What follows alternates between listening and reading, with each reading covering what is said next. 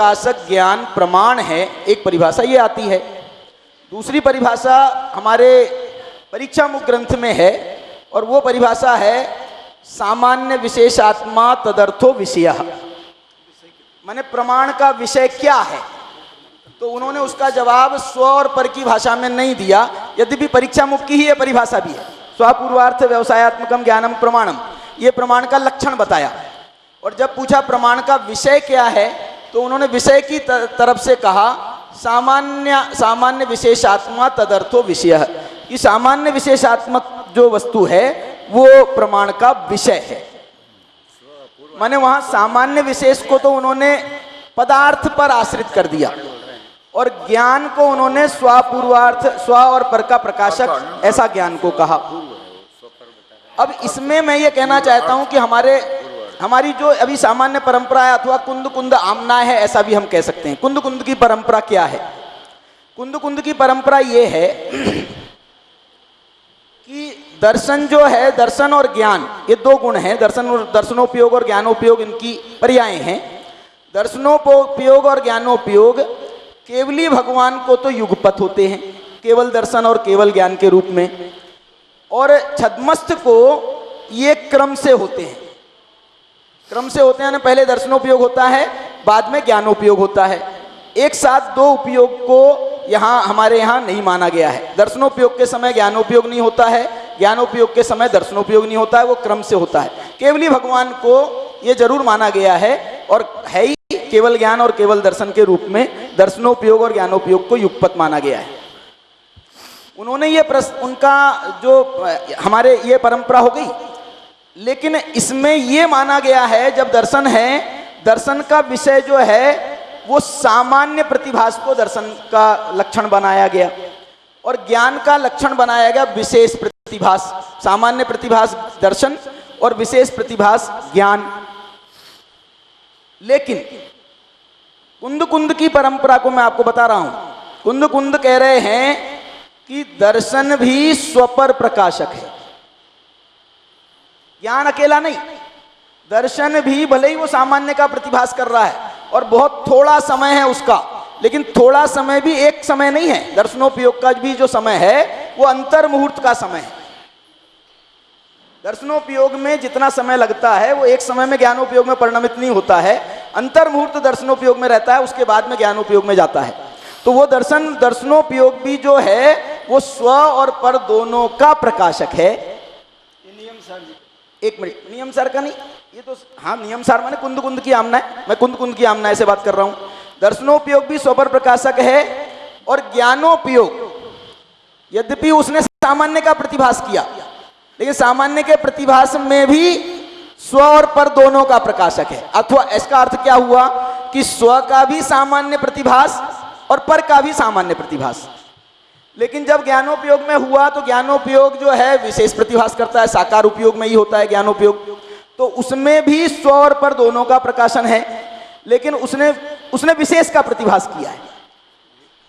माने स्व के भी विशेष और पर के भी विशेष, इसका प्रतिभास किया। अब जहां धवलाकार जो हैं वो इसके बिल्कुल विरुद्ध मतलब उन्होंने इसको कैसे संगठित किया वो आपको बताना चाहता हूं। वो ये कह रहे हैं, उनका बहुत सुंदर प्रश्न है। उनका प्रश्न ये है कि स्व और पर दोनों अलग अलग अर्थ हैं। स्व अलग पदार्थ है और पर अलग पदार्थ है। इसलिए यदि हमारा उपयोग इनको अलग अलग जाने ये तो संभव है, लेकिन जो सामान्य और विशेष हैं, वो सामान्य और विशेष ये कोई अलग अलग पदार्थ नहीं है। सामान्य के बिना विशेष नहीं होता है और विशेष के बिना सामान्य नहीं होता है। निर्विशेषम ही सामान्यम भवेत खरविषाणवत। निर्विशेष जो सामान्य है वो खरविषाण के समान है, और इसी प्रकार से निस्सामान्य, सामान्य के बिना जो विशेष है वो भी खरविषाण के समान। ऐसी दो गाथाएं, दो कारिकाएं अलग अलग हैं, जिसमें सामान्य के बिना विशेष को खरविषाण कहा है और दूसरे में विशेष के सामान्य के बिना विशेष को भी उसी के समान कहा है, माने खरविषाण के समान कहा है। तो उनका यह कहना है कि सामान्य विशेष के बिना होता ही नहीं है जब, तो ऐसा कैसे हो सकता है कि दर्शनोपयोग अकेला सामान्य को विषय बनाए और विशेष को छोड़ दे भी? और ज्ञानोपयोग अकेले विशेष को विषय बनाए और सामान्य को छोड़ देवे। ये तो हो सकता है कि स्व को जाने पर को नहीं जाने, पर को जाने स्व को नहीं जाने, क्योंकि वो अलग अलग अर्थ हैं। मैं ये अपनी मान्यता नहीं बता रहा हूं, मैं अपनी मान्यता नहीं बता रहा हूं। आप मेरे से हाथ खड़ा करने के लिए कहेंगे भाई तुम्हारी मान्यता क्या है, तो मैं इसमें बड़ा धर्म संकट में रहूंगा। और मैं यदि उसके बाद भी मेरे को चॉइस करने का ही यदि बलजबरी आएगी तो मैं कुंद कुंद आमनाय का ही समर्थन करूंगा। इसमें मुझे कोई वो नहीं है। लेकिन नहीं, आप मेरे को मेरी बात कहने दो, मेरी बात कह लेने दो। मैं ये कहना चाहता हूं कि भाई हमारे सर माथे कुंद कुंद आमना है, वीरसेन स्वामी की कोई आमनाएं नहीं है।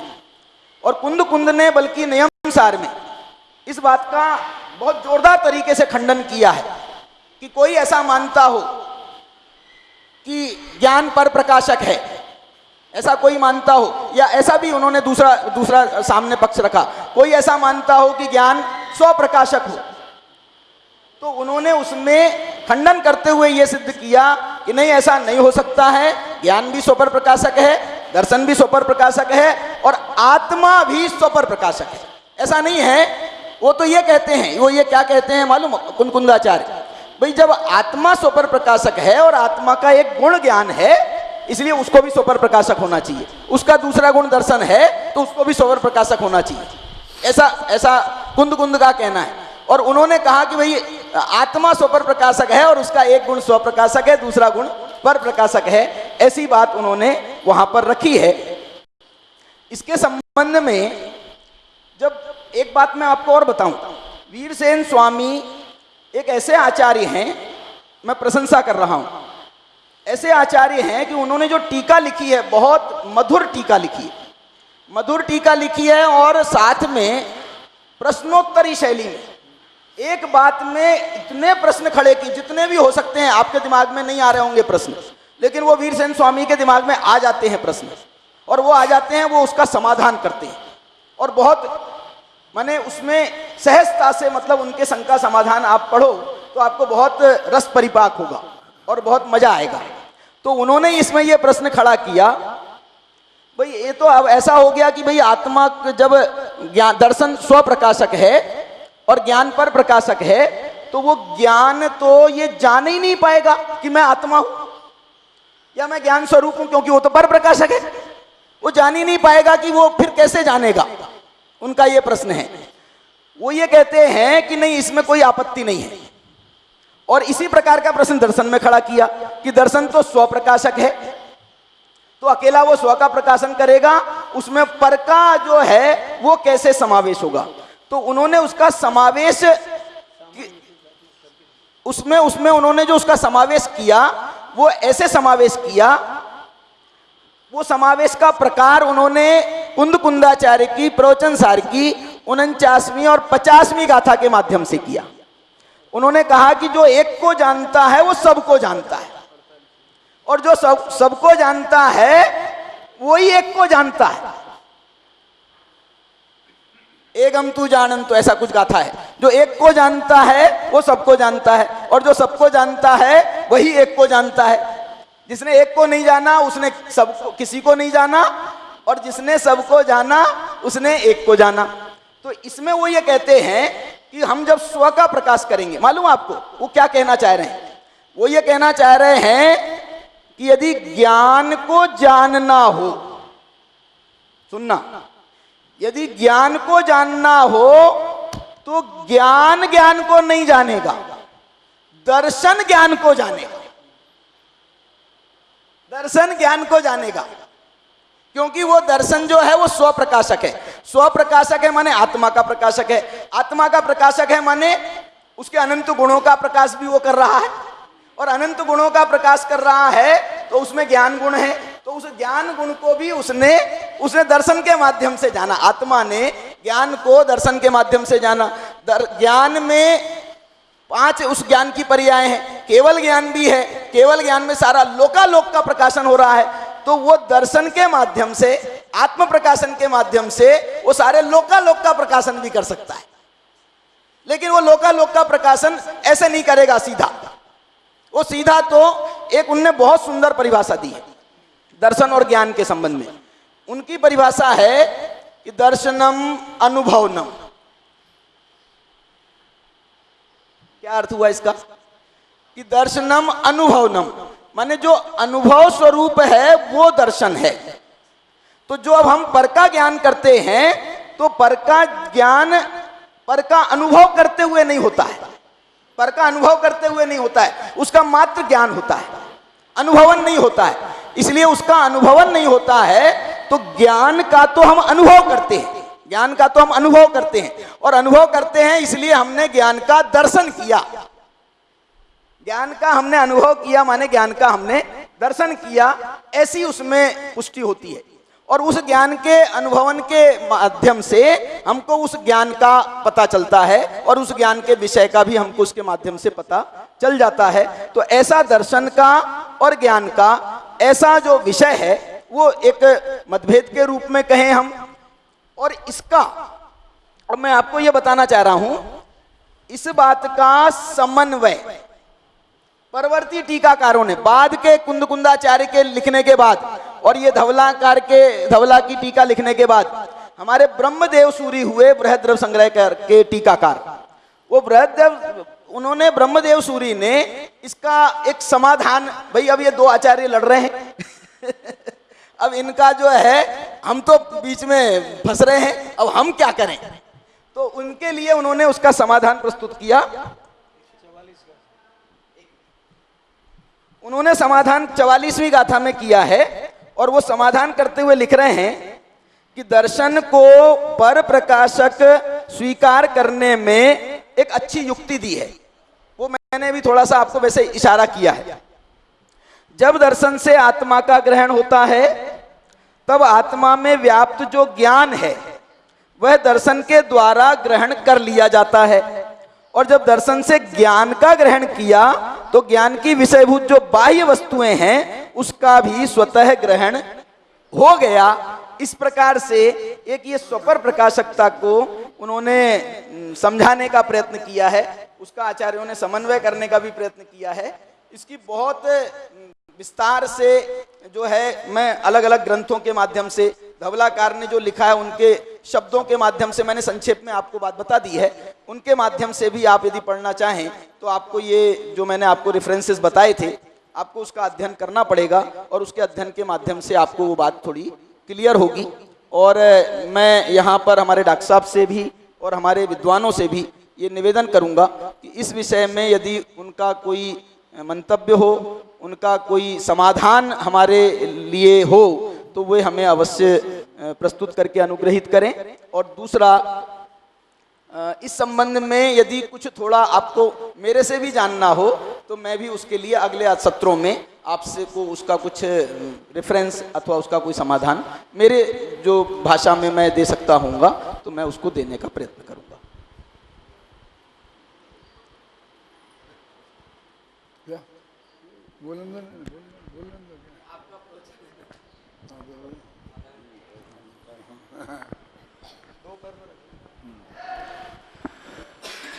देखो, ये जो राकेश ने बात बताई है वो बहुत मार्मिक है। ऐसा भी शास्त्र में आता है कि अपने विवेक में आता है कि गुण तो एक है और उसका नाम है चेतना। उस चेतना गुण के दो भेद हैं, एक का नाम है दर्शनोपयोग और दूसरे का नाम है ज्ञानोपयोग। तो चेतना नामक जो गुण है वो देखने जानने का काम करता है। क्या तो इस तरह से यदि हम उसको बैठेंगे तो वो हमारी व्यवस्था अच्छी, कई जगह आता है चेतना की तरह की। अब दूसरी बात ये है कि पहले मतभेद के मुद्दों के बारे में जो राकेश ने बहुत अध्ययन किया है और वो आपको बताएगा, मैं तो नहीं रहूँगा उस वक्त, लेकिन जो ये कहा कि भाई यदि ऐसा विवाद आएगा तो मैं कुंद कुंद के पक्ष में जाऊंगा। उन्होंने कहा, उन्हें डर लग रहा है कि सब कुंद कुंद के भगत यहाँ बैठे हैं और कहीं मेरे को उनके विरोधी घोषित करके वो मेरा बहिष्कार न करें। हाँ, इसलिए मैं कह रहा हूँ कि वीरसेन स्वामी ने खुद ही ऐसे प्रश्न खड़े किए हैं और उनका उत्तर दिया है। वो बहुत मार्मिक उत्तर है, हमको वही शैली अपनाएं तो हमको ज़्यादा अच्छा है। कि एक जगह ऐसा आता है त्रिगुणा सप्तगुणा वा, उन्होंने कहा जो स्त्रियों की संख्या है वो कितनी है, ऐसी प्रकरण आया तो उन्होंने कहा आज तक जो सिद्ध हुए हैं उनसे त्रिगुणी और या सप्तगुणी, ऐसा उत्तर दिया। त्रिगुणी या सप्तगुणी, वो मैं वो बात जो कह रहा हूँ वो उसको उस रूप में मत लेना। अब किसी की समझ लो आप, मतलब किसी प्रसंग में उनने जवाब दिया कि त्रिगुणी या सप्तगुणी, उन्हीं ने प्रश्न उठाया वीरसेन स्वामी ने कि भाई त्रिगुणी और सप्तगुणी में तो बहुत फर्क है, एक कम एक ज़्यादा कहो तो चले कोई 101 कहे कोई 100 कहे तो चले, लेकिन तुम कहते त्रिगुणी हैं या सप्तगुणी हैं, इसमें तो बहुत अंतर है, ये दोनों बातें सत्य नहीं हो सकती। तो उन्होंने कहा कि भाई मैं भी सोचता हूँ, लेकिन मैं क्या करूँ, दोनों तरह के उल्लेख आचार्यों के मिलते हैं और दोनों ही बहुत समर्थ प्रकार के आचार्य हैं। ये जो त्रिगुणा कहते हैं वो भी बहुत समर्थ आचार्य हैं और जो सप्तगुणा कहते हैं वो भी बहुत समर्थ आचार्य हैं, और गिनने वे दोनों भी नहीं गए।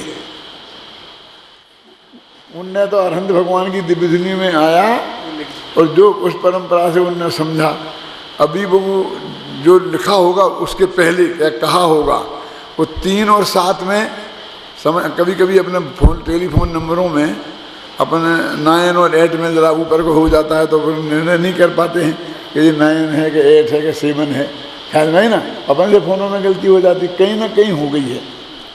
ये तो है नहीं कि दोनों ही हों, मतलब बहुत स्पष्ट है कि हम ऐसे कह के दोनों ही हैं तो हम दोनों पट्टी तो कर नहीं सकते। तो फिर आप कहने कहा कि हमने दोनों आचार्यों के मत प्रस्तुत कर दिए, बहुत बहुत मार्मिक बात है, हमने दोनों आचार्यों के मत प्रस्तुत कर दिए।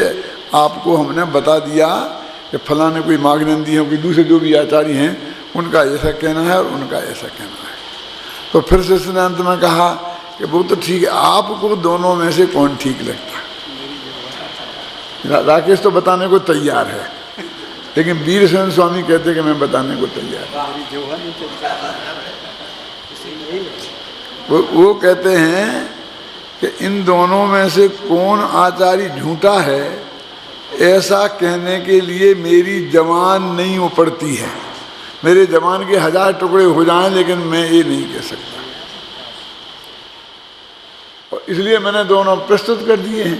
केवल ज्ञानगम्य बात है, इतनी प्रयोजनभूत नहीं है कि तुम त्रिगुणी मानो, 5 गुणी मानो, 7 गुणी मानो, उससे तुम्हारा संबंध दर्शन रुकने वाला नहीं है। फिर तुमने काय को बताई कि है जो चली आ रही परंपरा, तो सबकी संख्या बताई जा रही है, अकेली उनकी हम कैसे छोड़ देते। तो उसके बारे में जो प्रमाण है हमने आपको बता दिया, मैं किसी को झूठा नहीं कर सकता। तो ऐसे प्रसंगों में हम आचार्यों के जो भिन्न मत हैं उन दोनों मतों को प्रस्तुत कर दें और सबको अच्छी तरह समझा दें, बता दें, और उसमें अपना कोई मत देने की हम कोशिश नहीं करें तो इसमें समझ जाए। क्योंकि वीरसेन स्वामी भी बहुत समर्थाचार्य हैं और ये कहते हैं कि मैं तो कुंद कुंद नामनाय, वीरसेन स्वामी भी कुंद कुंद नामनाय के हैं। दिक्कत तो ये है ना, वीरसेन स्वामी भी कहते हैं कि मैं मूल संघ का आचार्य हूँ, मैं कुंद कुंद आमनाय का हूँ। तो ये कोई कुंद कुंद आमनाय और किसी वीरसेन आमनाय अलग नहीं है। तो ऐसा थोड़ी है कि एक ही आमनाय में के लोग होंगे और उनके सामने 2 विषय वस्तु आएगी तो वे क्या करेंगे, हम भी क्या करेंगे। हम ये कहेंगे कि पूज्य गुरुदेव श्री ने ऐसा कहा और टोडरमल जी ने ऐसा कहा, अब किसका सही है। हम कहेंगे क्या मतलब टोडरमल जी बहुत महान विद्वान है और दोनों को परस्पर विरोध भाषित होता है, हम तो कुछ नहीं कह सकते, हमने दोनों मत आपको बता दिए। और ये बातें अप्रयोजनभूत हैं। देखो मेरा सम्यक दर्शन की प्राप्ति के लिए इनकी उतनी नहीं समझें तो भी मतलब चलता है, ख्याल में है ना। तो वो तो इसलिए ये विषय इस टाइप के हैं। अभी जैसे मतलब इसी प्रवचन सार में जो मैं आपको लाया हूँ पढ़ाने के लिए, उसमें गाथा ही यहाँ होती है कि आत्मा सर्वगत है। तो सभ्य गहो जिन विश्वो, जिनेन्द्र भगवान सर्वगत हैं। तो उन्होंने कहा कि जिनेन्द्र भगवान सर्वगत हैं तो आत्मा भी सर्वगत है। अब सर्वगत का अर्थ क्या? तो गम धातु के दो अर्थ होते हैं। गम माने गच्छति माने जाता है और जानता है। और व्याकरण शास्त्र का ये नियम है कि जिन जिन धातुओं का अर्थ जाना होगा उनका नियम से जानना भी होगा। ख्याल में कोई भी धातु लगे तो यही समय सार में लगा, सम अय धातु है तो वो जानने के अर्थ में, जानने के भी अर्थ में, जानने के अर्थ में लगाओ तो क्षय द्रव्य समय है, और जानने के अर्थ में लगाओ तो आत्मा समय है। तो वो कहते हैं कि ये सब सर्वम गच्छतीति सर्वगत, माने जो आत्मा सर्वगत है। सर्वगत माने लोकालोक में पहुंच गया। एक मत ऐसा है कि वो ये मानते हैं कि सारा चैतन्य जो आत्मा है वो सर्वगत है। और जो वो कहते हैं ना कि वो सिया राम मैं सब जग जानी, ये सब जो दिखाई दे रहा है वो चिद विवर्त है। चिद विवर्त है माने कि तुम एक्चुअल में कुछ नहीं हो, तुम पुद्गल मुद्गल ऐसे कुछ नहीं हो। वो ज्ञान की जो पर्याय है तो उसकी अपनी योग्यता से ये सब संसार खड़ा हुआ है, ऐसा वो मानते हैं। वो जो अपना जो नय है ना, कौन सा नैगम नय, वो कहते हैं वही मुख्य मानते हैं कि ज्ञान की पर्याय में सारा खेल खड़ा हुआ है। एक्चुअल में तुम हो ही नहीं, मेरी ज्ञान की पर्याय में ऐसी योग्यता थी और उसे तुम्हारे सारा देखता है। विज्ञानाद्वैत है और सिया राम मैं सब जग जानी, ब्रह्माद्वैत है, जितने भी इस तरह के अद्वैत हैं, आप समझे ना। तो अभी ये वो कहते हैं आत्मा सर्वगत है और ज्ञान सर्वगत है, उन्होंने सिद्ध किया। तो कि सर्वगत कैसे कह रहे? सब जगह पहुंचा। आत्मा तो अपने असंख्य प्रदेशों में रहता है कि सारे लोकालोक में रहता है। तो वो कहते हैं एक अपेक्षा है कि सारे लोकालोक को जानता है। गम धातु का अर्थ जानना लेना। सारा लोकालोक उसके जानने में आता है और जानता है। तो इतने दोनों में इतना ही फर्क है, ऐसे कर्ता बनाया और कर्ती बात और कर्म बात का फर्क है ना। और जनाई जाए छे जो हमारे गुजराती में गुरुदेव के वाक्य में आता है, मतलब उन्हें जानने के लिए कोई प्रयत्न नहीं करना पड़ता और सहज स्वभाव से जानने में आ जाता है। आप समझे ना। तो वो जानने की अपेक्षा उन्होंने आत्मा को सर्वगत सिद्ध किया। और फिर कहा कि आत्मा आत्मगत भी है, सारा लोक आत्मगत है। सच्चाई द्रव्य उनकी परिणाम सब वो आत्मगत हैं। जब कहते बात तो एक ही है कि आत्मा उन्हें जानता है, वे आत्मा के जानने में आते हैं। गेहूं की तरफ से बात कहो तो उसे हम आत्मगत कहते हैं और ज्ञान की तरफ से बात कहो तो उसे हम सर्वगत कहते हैं। लेकिन मतलब ये गया में या कहीं नहीं है, वो अपने असंख्य प्रदेशों के बाहर निकला नहीं है आत्मा। और वैसे भी लगाओ तो 2.5 दिन के बाहर तो ये मनुष्य जा ही नहीं सकता। और वो ज्ञान तो केवली भगवान को भी लोकालोक उनकी वे सदैव अनंत भगवान भी नहीं जा सकते और लोकालोक उनके ज्ञान में आ जाता है। तो उन्होंने ज्ञान के स्वरूप में ये बात बताई है। क्या ज्ञान के स्वरूप में कि भैया तुमको गेहूं को जानने के लिए गेहूं के पास जाने की जरूरत नहीं है और गेहूं को भी तुम्हारे पास आने की जरूरत नहीं है। तुमको ऐसा लगता है कि मैं जिसको जानूंगा उसके पास मुझे जाना पड़ेगा, तो तुम्हारे माथे पे बहुत बोझा होगा और तुम इस बात को स्वीकार नहीं करोगे। और तुम कहोगे गे आ जाएंगे तो भी तुम्हें लगेगा कि बहुत दिक्कत का काम है। देखो कुछ लोग बहुत होशियार होते हैं कि मैंने कहा कि मुझे आपसे मिलना है तो 5 मिनट का मुझे आप समय दे दो। तो जो साधारण आदमी होते हैं वो तो कहते हैं कि भैया 3 बजे आ जाए। वो ज़्यादा ओवर होशियार होते हैं राकेश जैसे, अरे आप क्या बात करते हो, मैं आप क्यों मेरे घर आए, आप तो फरमाओ आप कहाँ हैं, मैं आपके पास आ जाऊंगा। अच्छा बेटा तुम कब आओगे? अरे कभी भी आ जाऊंगा, आप क्या बात करते हो। अथवा 3 बजे आ जाऊंगा। अब इसने क्यों किया ऐसी चालाकी? इसलिए कि यदि मैं ये कहता हूं तो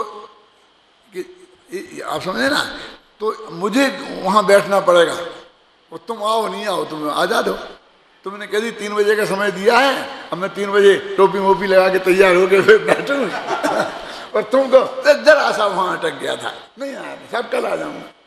तो मैं बंधता हूं और मैंने कह दिया मैं ही तुम्हारे पास आ जाऊंगा, तो तुम बैठो घर बेटा जाके चुपचाप शांति से, और कभी भी आ जाऊंगा, दिन भर रहना। कभी भी आ जाऊंगा। दिखता है कि कितना विनम्र है कि वो आपके घर आएगा, कभी भी आएगा। तो दो ही तरफ से घबराहट है। ये समय देने में आप मेरे यहाँ आए तो भी मैं बनता हूँ, और मैं आपके यहाँ जाऊँ तो भी मैं बनता हूँ। तो ये वो उसको भार लगता है। तो ज्ञान गे में आए और चाहे ज्ञान गेहूं में जाए, वो भार लगता है। तो आचार्य ये मानना नहीं चाहता फिर, तो जितना कम काम हो उतना अच्छा। तो उन्होंने कहा कि भैया ना तुम्हें जाना पड़ेगा और ना उन्हें आना पड़ेगा, इसलिए उन्होंने वो सर्वगत तत्व का स्वरूप समझाया। ज्ञान का स्वरूप सर्वगत है, ये उन्होंने समझाया, ये समस्या किया। और उसके लिए इंद्रियों का उदाहरण दिया। क्या दिया कि चक्षु इंद्रिय भाग्य से अप्राप्तकारी है। 5 इंद्रियां हैं ना, तो 5 इंद्रियों में 4 इंद्रियों का एक मजबूरी है कि उसको छूना पड़ता है, सन्निकर्ष होता है। जबान है तो कौन चीज मीठी है खट्टी है उसे छुआना पड़ेगा। अब छुआए में यदि वो जहर हुआ तो मर भी जाओगे बेटा, खतरा है क्या नहीं है? नाक है तो कोई की गंध जानना, तो वो नाक पर्टिकुलर जगह है, वो जाके हवा के रूप में वहां उसे टकराना पड़ेगा तब ज्ञान होगा। स्पर्श को छूना पड़ेगा तब ज्ञान होगा। और कान में शब्द आगे टकराएंगे, जोर से आवाज आई तो हमारे कान बहरे भी हो सकते हैं, तो वो खतरनाक काम है। तो ऐसा जानना होता हो तो मुझे नहीं जानना। लेकिन चक्षु इंद्रिय कैसी है कि उसके पास ना उसको आना पड़ता है ना जाना पड़ता है। और आग को देखो तो आंख जलती नहीं है, हाथ से छुआ तो जल जाएगा। तो उन्होंने चक्षु इंद्रिय का उदाहरण देके ज्ञान को समझाया। मैं इसको जब थोड़ा विस्तार करता हूं तो ऐसा बोलता हूं कि देखो, अमेरिका में एक पद्धति है, यूरोप में भी है, कि जब आते हैं राष्ट्रपति हो तो सबसे हाथ मिलाते हैं, आपस में मिलते हैं ना, तो हाथ मिलाने की पद्धति है। और जब वो 14-15 अगस्त है कि वहाँ 4 जुलाई है और कभी ऐसा मिलने का मौका आए और 100-200 आदमी आके हाथ मिलाएं, खासकर जो सेना के लोग आते हैं ना, अब राष्ट्रपति तो होता है बुड्ढा और वे होते हैं सब पहलवान, और तो वे ऐसा हाथ मिलाते हैं कि उसके लेने के देने जोर जोर से, अब वो उसका हाथ सूज जाता है इतना। वो हाथ मिलाना कितना कठिन काम है, वो कितनी बड़ी ड्यूटी है। तो उनने अभिवादन का तरीका हाथ मिलाना रखा, और हाथ में सबसे ज्यादा इन्फेक्शन होता है। तुम्हें जुकाम है, छी कर रहे हो, हाथ में उंगलियों में हमें तो हाथ मिला भी हमारे पास आ जाता। भारत में लोग बहुत होशियार हैं। नमस्ते भाई साहब, सबको एक साथ, करोड़ों को एक साथ कर दिया। खल में आई ना किसी को हाथ मिलाना, ना तकलीफ ना दर्द। तो हम हजारों का अभिवादन करने को तैयार हैं और स्वीकार करने को तैयार हैं। और हाथ मिलाना हो और मिलकर और गले मिलना हो, मैं आपको सच बता रहा हूँ, मजाक में समझ रहा। अब मैं अभी 2-4 महीने से बहुत परेशान हूँ। जहाँ जाता हूँ हर एक आदमी को तिलक करना है। उस तिलक में कहीं रोरी, कहीं हल्दी, न मालूम क्या क्या, मुझे जुकाम, उससे एलर्जी। अब किस किस को मना करूं, वो मालाएं डालना है। तब मेरी समझ में आया कि गुरुदेव श्री के गले में आज तक किसी ने माला नहीं डाल पाई। वो गुरुदेव का हमारी किसी की हिम्मत नहीं पड़ी। वो कितना सही निर्णय था। हाँ, ये कह रहा हूँ अब इससे ज्यादा और क्या कहेगा। क्यों? भैया ये कितना तकलीफ दे काम है। बेटा तुम्हारा मौका आएगा कभी, भाग्य से तो आएगा नहीं। तो तुम्हें मौका आएगा कभी तो तुम्हें भी अनुभव हो जाएगा, लेकिन आएगा नहीं।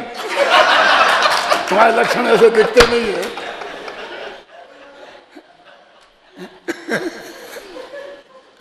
तो मेरे कहने का ज्ञान का स्वभाव ऐसा है कि बिल्कुल असंप्रत दूर रहकर वो अपना काम कर सकता है। इसलिए तो गेम को जानने से तुम घबराओ मत।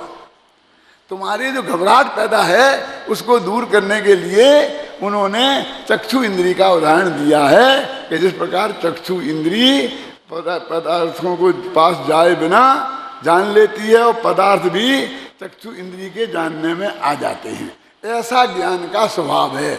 इंद्री से ज्ञान का स्वभाव समझाया। इंद्री तो बहुत खोटी चीज है और अब इंद्री सुख भी खतरनाक है और इंद्री ज्ञान भी होगा। हमको तो ज्ञान का स्वभाव समझाना है, ख्याल में आई ना। अभी उनने बताया, फिर वो कहता है भैया एक गया, तो इंद्रनील रत्न का एक उदाहरण देके फिर उनने बात समझाई। एक गिलास दूध है, एक गिलास का तबेला भर लो ना, क्या कमी है दूध की, बड़ा इतना तबेला भर दूध है, उसमें इतना सा इंद्रनील मणि रत्न है, उसमें उसे डालो तो उसका ऐसा स्वभाव है कि पूरे तपेले भर दूध नीला दिखेगा, जबकि इंद्रनील मणि से नीलिमा रंच मात्र भी निकली नहीं है। नीला रंग डाल दो नहीं तो उसका प्रूफ क्या है कि इंद्रनील रत्न को निकालो तो दूध सफेद दिखेगा, फिर डालो फिर नीला दिखेगा, 10 दफे करो जिसमें तुम्हें कोई शंका नहीं कि इंद्रनील रत्न में से नीलिमा निकली नहीं है, वो दूध में नीलिमा गई नहीं है। क्यों? निकाला तो दूध सफेद का सफेद है। तो जब वो इंद्रनील में से दूध नीला दिख रहा है तब भी दूध नीला नहीं है, सफेद है। क्या क्या और हमको सुविधा ये है कि हम बार बार निकाल के देख सकते हैं, लगा के देख, रंग डालें तो बार निकालने का हमारे पास साधन नहीं है, ख्याल में है ना। तो उन इंद्रनील ऐसे ही ज्ञान में गे आते हैं तो गे में से कुछ भी नहीं निकलता, और ज्ञान में पूरे ज्ञान में समझ जाते हैं। वो ज्ञान गेयों में जाता है तो ज्ञान में से कुछ भी, वो इंद्रनील रत्न लाखों मन दूध में पड़ा रहे लाखों वर्ष तक तो भी एक अणु उसमें कम होने वाला नहीं है, ख्याल में है ना। तो ऐसा अनंत गेयों को ज्ञान जानता रहे तो उसे नो डेंजर, घबराओ मत। उनने एक ज्ञान का स्वभाव बताया, क्या जो उदाहरण है और भी उन्होंने कहा। फिर उन्होंने कहा भूतकाल की वर्तमान काल की पर्यायों की बात है, हर एक द्रव्य की पर्याय। वो मैं आपको कहा था ना ज्ञान स्वभाव गेय स्वभाव किताब लिखी, और वो कहते हैं अनुत्पन्न जो पर्याय हैं, क्या निकालना भैया जल्दी,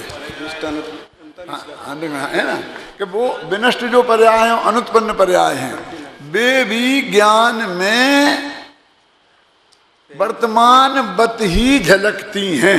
पर्याय जो अनुत्पन्न है या नष्ट जो हो गई है, असद भावी बेसभी पर्याय ज्ञान प्रत्यक्ष। क्या बता रहे? पर्याय जो अनुत्पन्न है या हो गई है नष्ट जो, फिर ज्ञान की क्या दिव्यता यदि ज्ञात हो वे नहीं वो दिव्य ज्ञान ही उसे कहते हैं कि उसमें ज्ञात हो। तो इसका मतलब ये होगा ज्ञेय से ज्ञान नहीं होता है। ये कैसे सिद्ध कर रहा है कि जिसका ज्ञान करना है उसका होना जरूरी नहीं है। कैसी विचित्र बात है। जो पर्याय सामने दर्पण के सामने तो क्या है, जो चीज होगी वो झलकेगी। अब वही चीज जो आज झलक रही है, माने हमारे सफेद बाल वाला चेहरा दर्पण में झलकता है, लेकिन ऐसा दर्पण आज तक पैदा नहीं हुआ कि 30 साल पहले हमारे भी बाल काले थे। ऐसा नहीं कि तुम्हारे ही हैं, अब तुम्हारे नकली हैं कि असली मुझे पता नहीं, लेकिन हमारे तो असली थे ना। लेकिन वो दर्पण पैदा नहीं हुआ कि हमारे असली बाल कैसे थे, तब हम कैसे लगते थे, ये बता देवे। ये दर्पण की ताकत नहीं है, लेकिन ज्ञान की ताकत है। कि केवल ज्ञान की ताकत है, यानी क्षयोसम ज्ञान की ताकत है। राकेश का वो ज्ञान न लाओ अपने। हमारी एक किताब है, उसका नाम है 12 भावनाम शीलन। उस पर एक चित्र बना है, जो बना है ना, क्या एक महिला का चित्र है, और वो महिला 20 वर्ष में कैसी लगती है, 40 में कैसी लगती है, 60 में कैसी लगती है, 80 में कैसी लगेगी, जिंदा रहेगी तो 100 में कैसी लगेगी। वो सारा स्वरूप उसमें दिखाया गया है। और विद्यासागर जी महाराज को किताब भेंट करी तो वो इसलिए उन्होंने नहीं ली कि इसमें जो महिला का चित्र है और महिला की चित्र वाली क्लास हम किताब नहीं लेते। ये केसरी पंचकल्याण की घटना है, सही था ना, केसरी पंचकल्याण की घटना। अभी भाई ये महिला का चित्र है, किसी महिला का तो नहीं है, तो ये किसी चित्रकार ने बनाया है ना, तो उस चित्रकार ने 20 वर्ष की महिला को देखकर ये नक्की कर लिया कि 40 वर्ष में कैसी लगेगी, 60 में कैसी लगेगी। तो उसने भविष्य की जो पर्याय अभी नहीं है उसके क्षेत्र ज्ञान में आई कि नहीं आई। अब ये कहते वो ज्ञान ने काम का नहीं है, ज्ञान आप समझे ना, वो हमारे ज्ञान में भी वो चीज आती है, समझ में आई ना। तो वो हम उसको बताना चाहते हैं कि बुद्ध को वैराग्य कैसे हुआ था, भगवान है ना बौद्ध, गौतम बुद्ध को, कि उन्होंने एक बुढ़ी महिला देखी, हाथ में लाठी लिए, बहुत जर्जर अवस्था में थी, और वो उनको देख के वैराग्य हो गया। और वो क्या सोचते हैं मालूम, किसने लिखा, मैथिली सेनगुप्त ने यशोधरा नामक महाकाव्य में, देखी मैंने आज जरा, मैंने आज बुढ़ापा देखा, महिला नहीं देखी, देखो, देखी मैंने, ज्ञान न्याय का कमाल है, देखी मैंने आज जरा, क्या ऐसी ही हो जावे कि मेरी यशोधरा।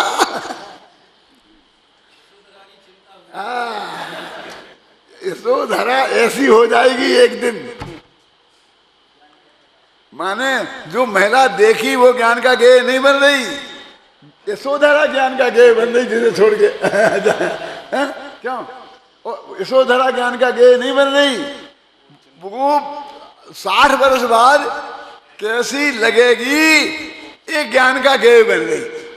इसलिए ज्ञान को असद्भूत और सद्भूत से कुछ फर्क नहीं, असद्भूत हो सद्भूत हो, ख्याल में कोई फर्क नहीं। वर्तमान बत ही केवली के ज्ञान में कि हम चले जाएंगे। एक भाई मेरे से बोले कि पंडित जी बहुत बढ़िया फिल्म आई है, चलो आप देख लें। मैंने कहा भैया आज ऑफिस का टाइम, काम है, प्रवचन है, ऐसा नहीं जा सकते, संडे को सोचेंगे। संडे तक तो निकल जाएगी, लेकिन निकल के कहाँ जाएगी, जाने दो, जब हमें केवल ज्ञान हो जाएगा क्यों सारे देख लो एक सेकंड में निकल के जाएगी। ज्ञान को ऐसी आकुलता नहीं होती कि ये निकल जाएगी, ये बदल जाएगी, तो मैं जान नहीं सकूंगा। तो नष्ट पर्याय भी वो तो कोई ज्यादा बात नहीं, पहले थी। और धारणा ज्ञान में ये कहते, धारणा ज्ञान उनके नहीं होता। ये कहते हैं कि जो भविष्य में अभी पैदा नहीं भई, वो पर्याय भी केवली के ज्ञान में बिल्कुल जैसे वो लिखा खचित मचित। अब आपको खचित से बहुत घबराहट होगी, वो खचित नहीं हुआ, ये नहीं हुआ। अरे वो तो उसकी स्पष्टता बता रहे, उनको कोई खचाना मचाना नहीं है कहीं, उनको तो कितनी स्पष्ट है।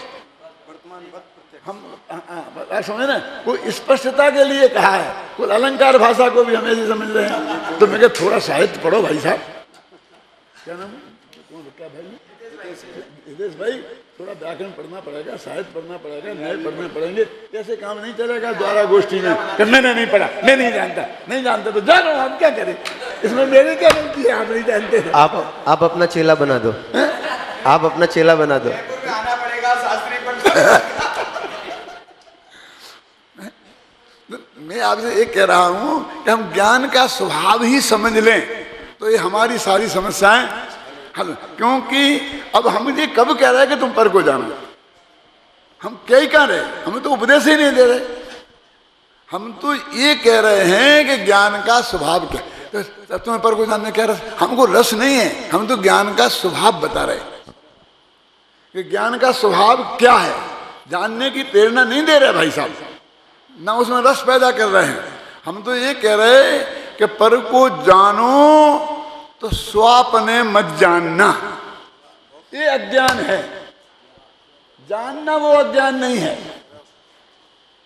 लेकिन तुमने उसे निज रूप माना, ये अज्ञान है।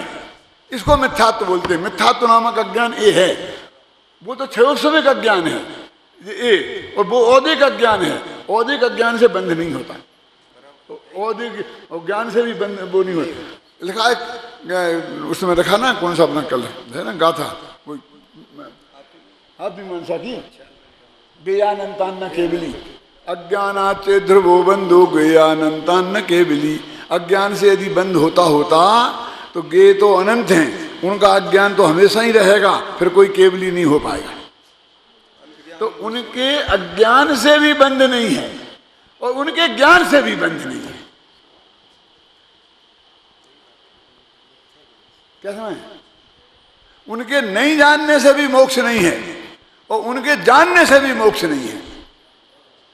बंध और मोक्ष का संबंध तो अपने आत्मा के साथ है और आत्मा के जानने से भी नहीं है। आत्मा को निज रूप जानने से मोक्ष का संबंध है और आत्मा को पर को निज रूप जानने से, तो आत्मा को पर रूप जानने से बंध का संबंध है। मुक्ति का मार्ग तो यहां से खुलता है।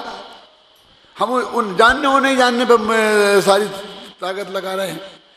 हम तो ये कह रहे हैं कि तुम जानने में आ जाए तो रोना मत के हे भगवान क्यों आ गया, हमें तो पाप लग गया, बस इतनी सी बात कह रहे हैं।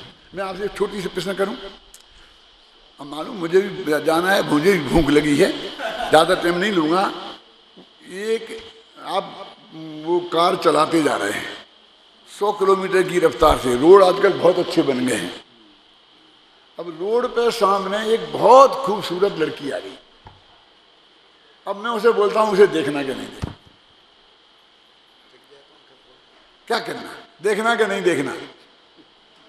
लड़की को देखो, तुम्हें समझ नहीं आती? किसी लड़की की तरफ आंख उठा के देखा तो मेरे से बुरा कोई नहीं होगा। मैंने कहा तुमसे बुरा अभी भी कौन है?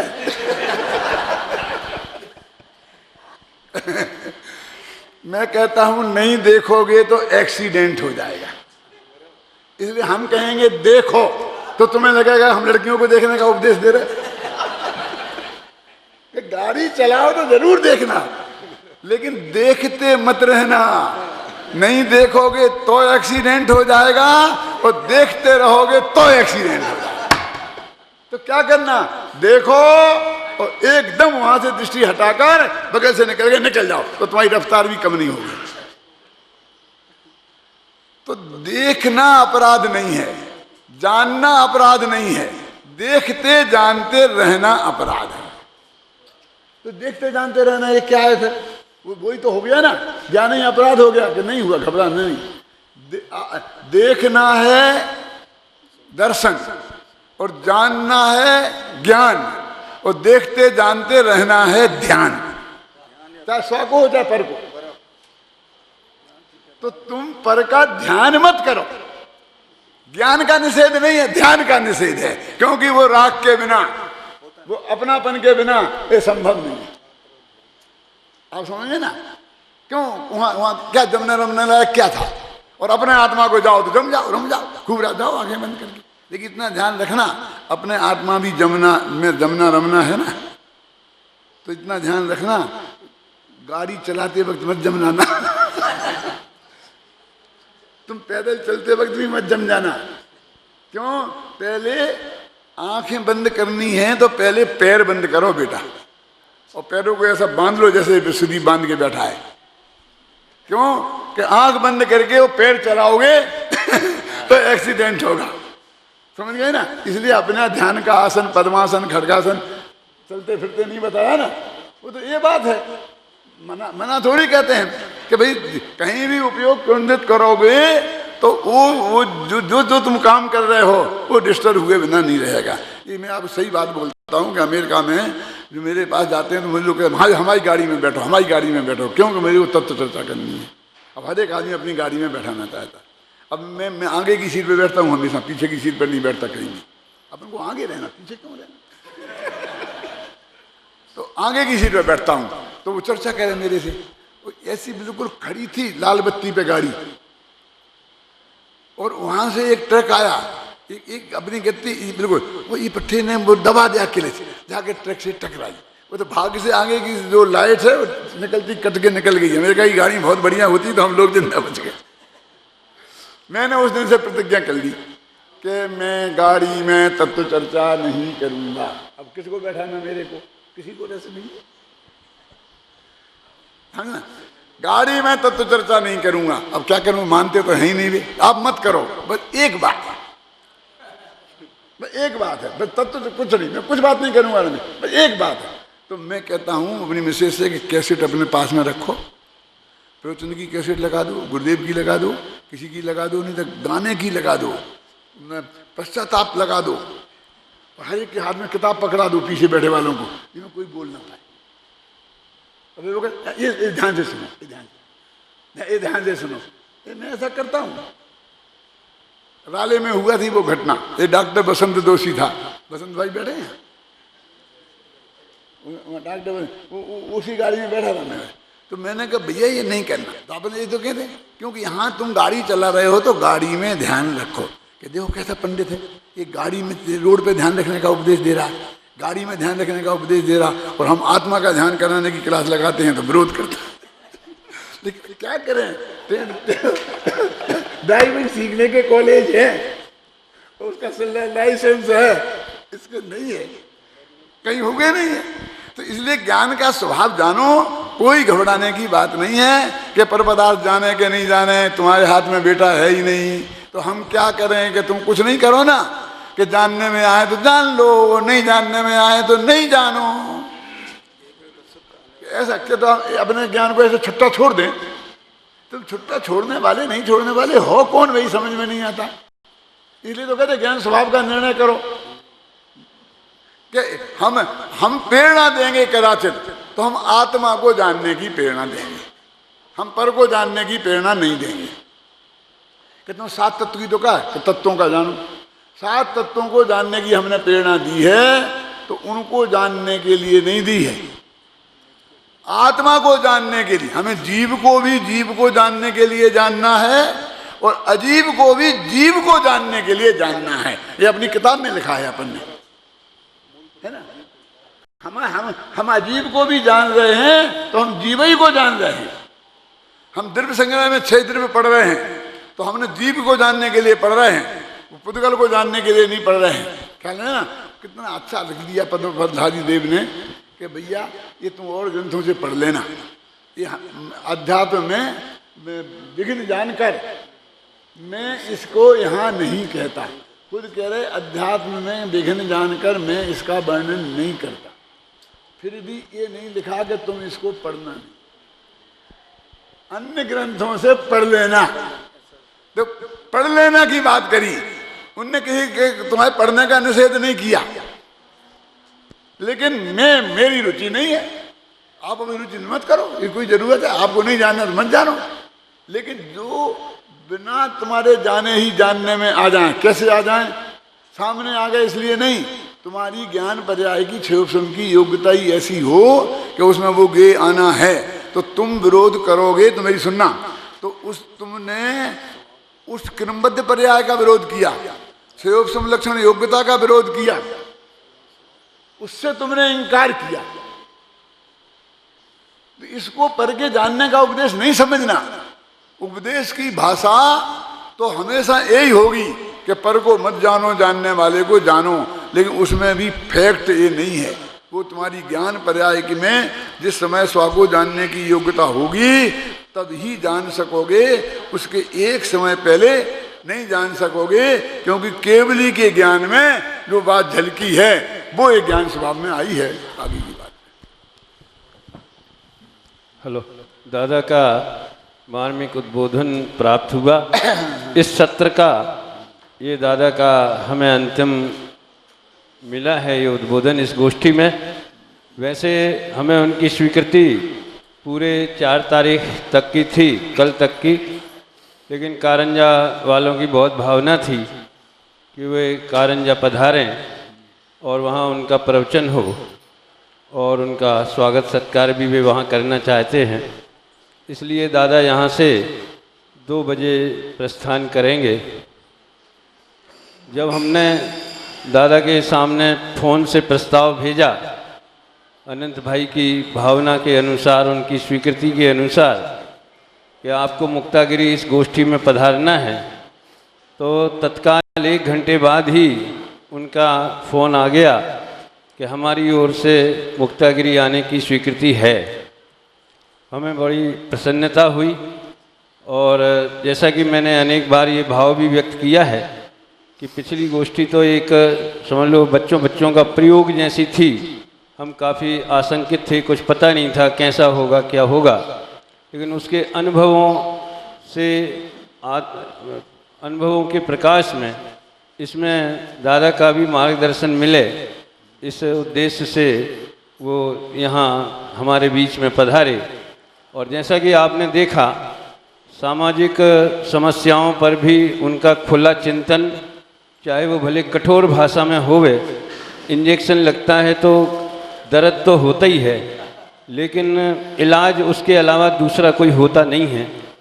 तो कठोर भाषा शैली में भी उन्होंने जो मार्मिक उद्बोधन दिया और तात्विक प्रकरण में भी हमें बार बार सावधान किया। भले हमारी स्वयं की वैसी मान्यता ना हो, लेकिन जगत में ये बात चलती है और ऐसा भ्रम बहुत फैलता है, उसको लक्ष्य में रख के उन्होंने ये हमें सावधान कराया कि किस बात को किस ढंग से लेना चाहिए। हम बहुत ही कृतज्ञ हैं इस बात के लिए दादा के, और करतल ध्वनि से उनका अभिनंदन करते हैं, आभार व्यक्त करते हैं। और इस क्षेत्र में जैसी भी व्यवस्था संभव हुई वो बन सकी, उन्हें उपलब्ध कराई गई। ज़रूर उन्हें पूरी सुविधा तो हम नहीं दे पाए, कष्ट भी उन्हें हुआ होगा और व्यवस्था भी बराबर हुई नहीं, अथवा हम लोगों के बोलने, आपस में बोलने के क्रम में कोई हमसे उनकी अनजाने में अवमानना यदि हुई हो तो हम विनम्र क्षमा याचना उनसे करते हैं असुविधाओं और अवमानना के लिए।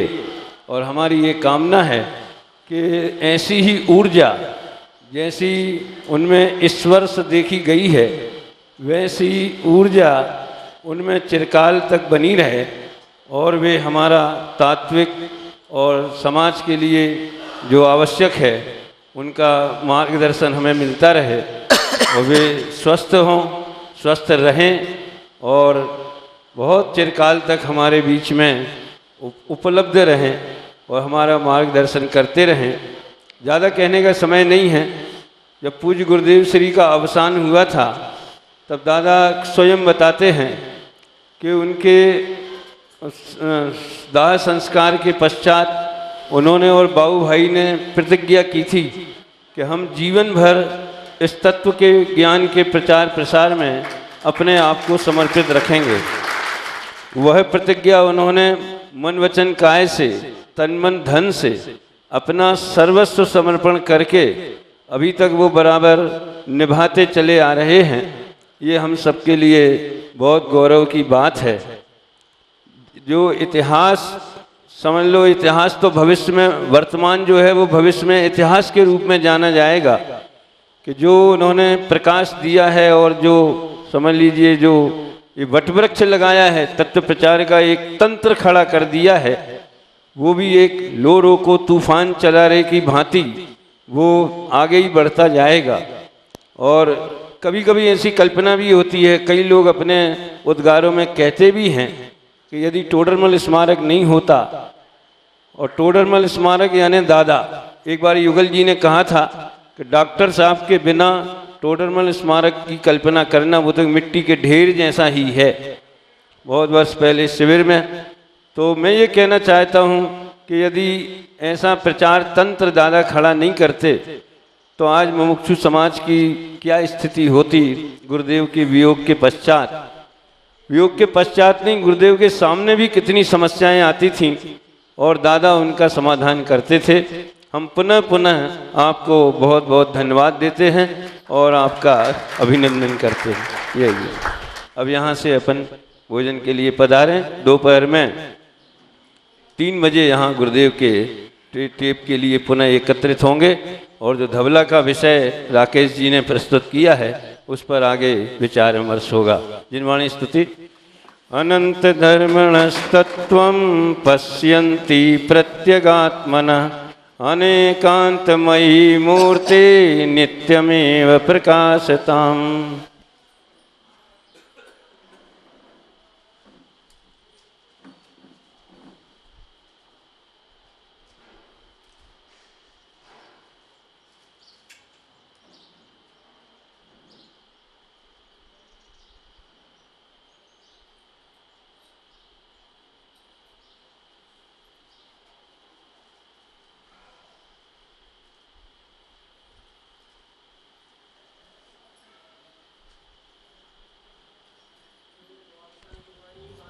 की जय।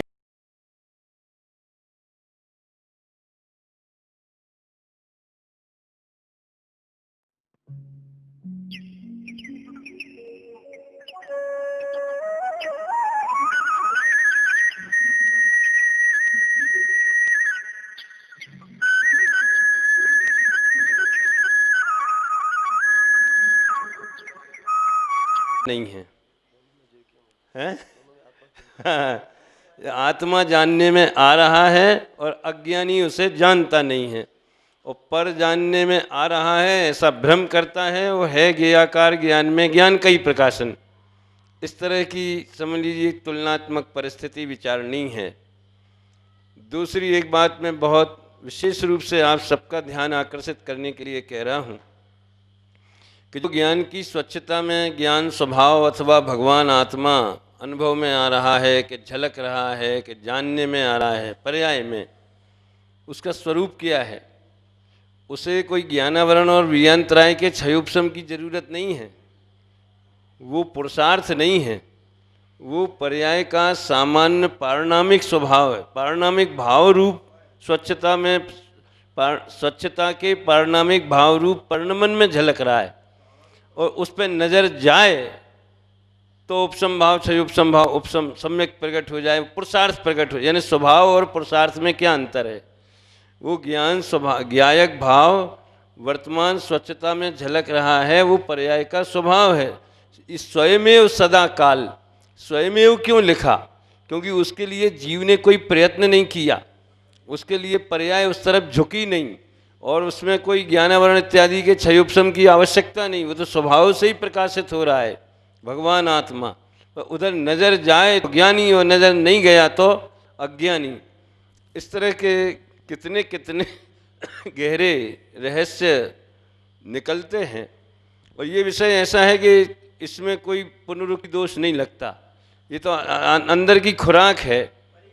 हाँ बारंबार इसका 5 वक्त तो फरी ने कहा, तो अपन लोग भी, मैं सचमुच में मैं चाहता हूँ कि वही जैसे कि सब अपने पिछली बार गोष्ठी में मैंने कहा था, ये तो हमने आध्यात्मिक पिकनिक मनाने के लिए हम यहाँ आए हैं, तो ऐसे ऐसे रहस्य जिसके दिमाग में जो भी उस संबंधी विचार आते हैं तो उसका अपन लोग आनंद लेते हैं, एक दूसरे के विचारों से अवगत होते हैं।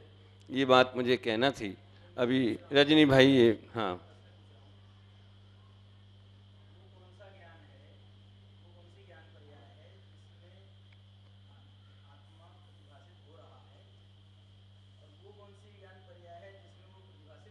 एक ही पर्याय में, अहो पाकर खोया भगवान।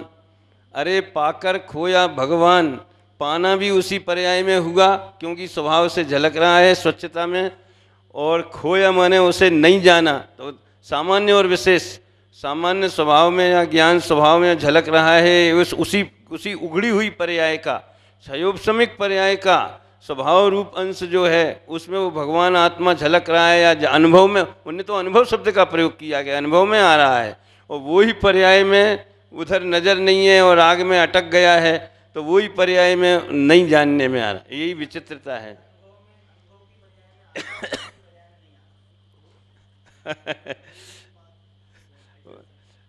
ज्ञान की पर्याय में नहीं आ रहा है। मैंने 2 शब्द बनाओगे तो सामान्य और विशेष के आधार पर 2 शब्द बना सकते हो, क्योंकि विशेष ज्ञान में जानने में नहीं आ रहा है, पुरुषार्थ पूर्वक या भेद विज्ञान पूर्वक जानने में नहीं आ रहा है, लेकिन वो ज्ञान की पर्याय है, जिसमें झलक रहा है वो ज्ञान की पर्याय है, और उसमें झलक रहा है माने अनुभव। उन्हें तो अनुभव शब्द का प्रयोग किया है कि अनुभव में तो भी आनंद नहीं आता, वेदन में नहीं आता। वो दृष्टि होए तो वेदन में आवे, दृष्टि नहीं है तो वेदन में कहाँ से आवे? हाँ हाँ हाँ है ना, हाँ बराबर है, हाँ मान सकते, मानो।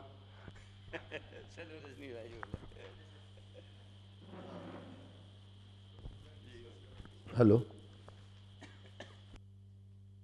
हाँ, सभी विद्वतगण से अनुरोध है, कृपया अपना, हाँ एक पुस्तक ले लेना भाई जी, सब जिनवाणी विराजमान कर दे यथास्थान।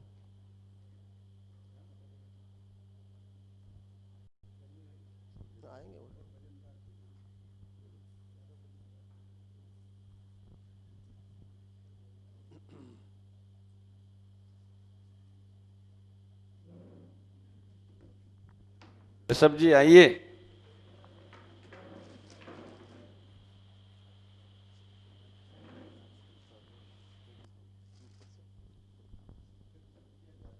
टेबल ले लेना, टेबल साइड कर दो।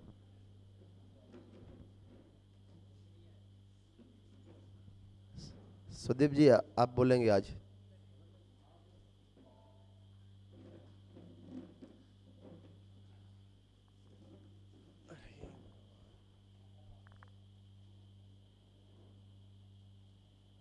आओ सुदीप जी आओ।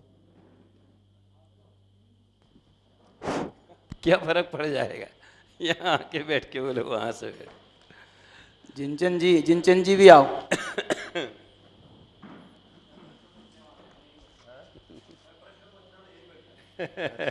आगे आओ, आगे आ जाओ, इधर आओ, आगे आओ, नंद किशोर के बगल में आओ। आओ पंडित जी। देखो हमारे चारों शास्त्री विद्वान इधर, और कोई शास्त्री हो गए हमारे।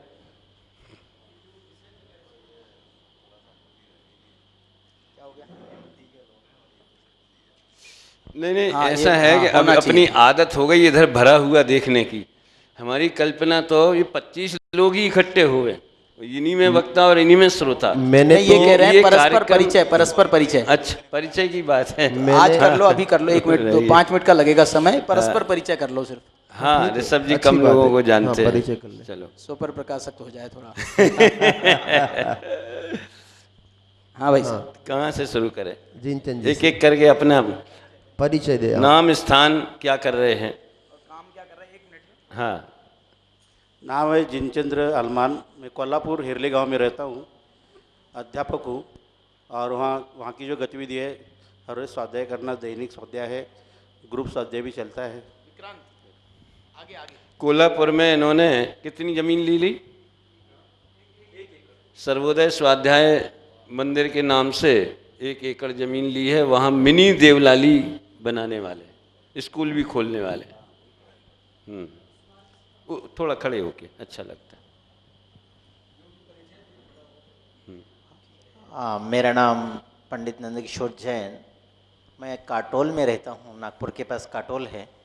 वहाँ सेकेंडरी हाई सेकेंडरी में अध्यापक भी हूँ और नियमित अपनी सब गतिविधियाँ चलती हैं। दोनों टाइम प्रवचन, गुरुदेव तक का शाम को आधा घंटा प्रवचन, और पाठशाला भी इतवार को चलती है। और हम नया अब स्वाध्याय भवन बना रहे हैं। 40 मकान हैं, लेकिन 30 मकान अपने विरोध में हैं, 10 ही मकान अपने फेवर में हैं। और वहाँ स्वाध्याय भवन का अगला पग हमने उठाया है, फाउंडेशन तक का पूरा काम हो चुका है और बहुत स्वाध्यायी लोग हैं। तुम्हारे को जगह कहाँ मिली, ये पूछ रहे हैं, जगह कहाँ मिली?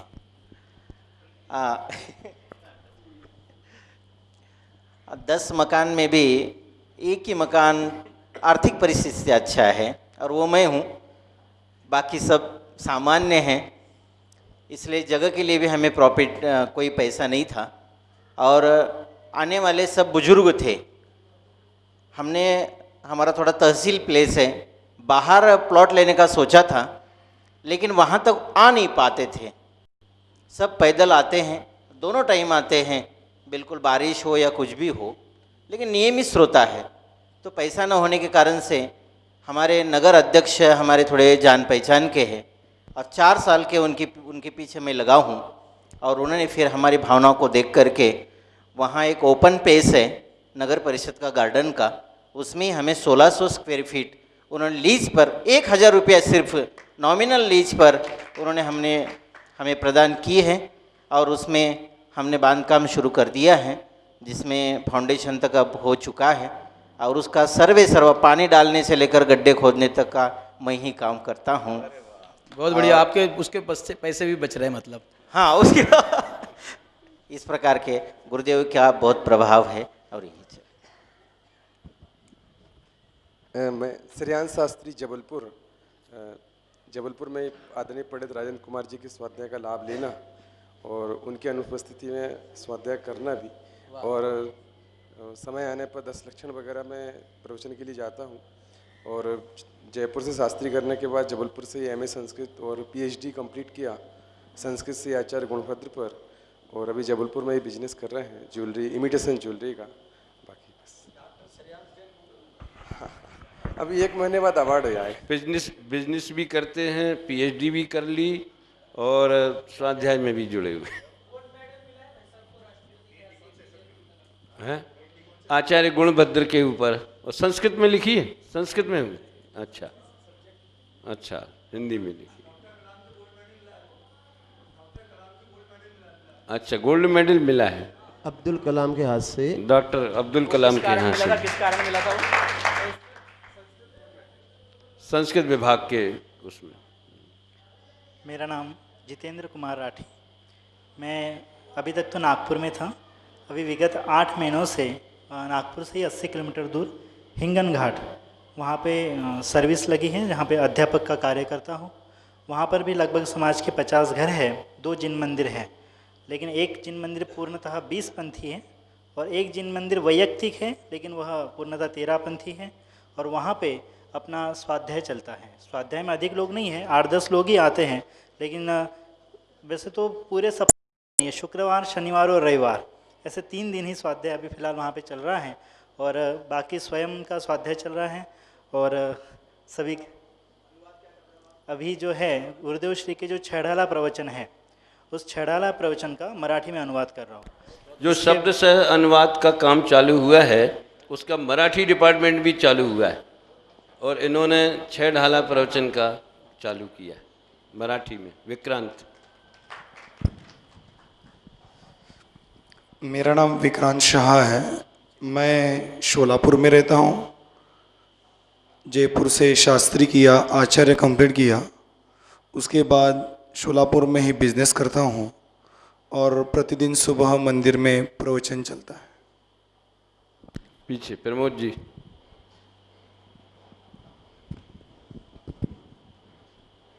मैं प्रमोद जैन, अंकुर कॉलोनी मकरोनिया में रहता हूँ और सुबह शाम हमारे मंदिर भी है, स्वाध्याय वही चलता है। सुबह में पुरुषार्थ सिद्ध उपाय का वो अपना स्वाध्याय चल रहा है। हमारे छोटे भाई अरुण कुमार जी हैं, वो रोज़ उसकी कक्षा लेते हैं, स्वाध्याय कराते हैं। शाम को हमारे यहाँ समय सार जो अभी ज्ञायक भाव प्रबोधिनी टीका चल रही है, उसका स्वाध्याय शाम के समय होता है और मैं शाम के समय उसमें स्वाध्याय में रहता हूँ।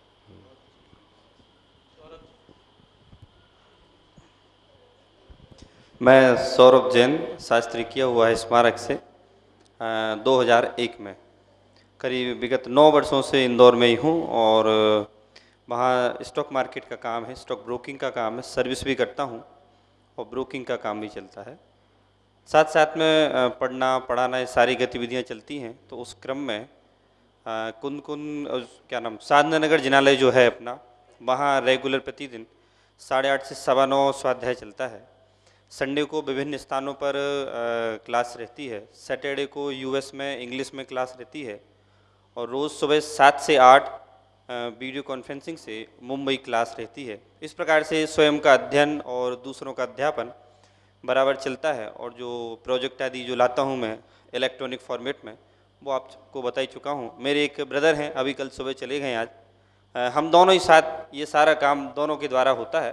मतलब इतना काम पढ़ने पढ़ाने का मैं अकेला नहीं कर पाता हूँ, उनका साथ रहता है। कोई क्लास वो लेने जाते हैं, कोई मैं लेने जाता हूँ, कहीं वो पढ़ाते हैं, कहीं मैं पढ़ाता हूँ। ऐसे करके हम दोनों के द्वारा बराबर तत्व ज्ञान चल रहा है। इतना परिचय।